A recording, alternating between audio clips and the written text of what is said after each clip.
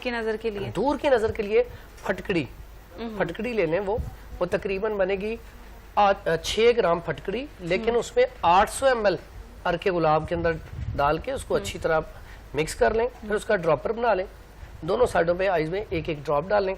और साथ अदरक वो आपको ताज़ा ले लें, अच्छा वाला अदरक, उसके अंदर वही स्लाइड डिप करके आप आंखों में लगाएं। थोड़ी सी चुभन होगी, लेकिन दूर की नज़र के लिए बेहतरीन रिजल्ट है।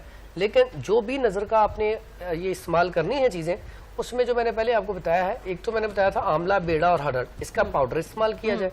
उसके बाद मुरब्बा आंवला और मुरब्बा हरड़ इस्तेमाल किया जाए।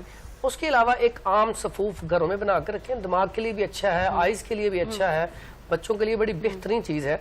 उसमें सौंफ ले लें 50 ग्राम, बादाम की गिरी देसी वाली गुरबंदी वो भी 50 ग्राम, और उसमें कूजा मिश्री, अगर कोई शुगर पेशेंट है वो ना डाले कूजा मिश्री। 3 चीजें इसका फाइन पाउडर करके घर में रख ले।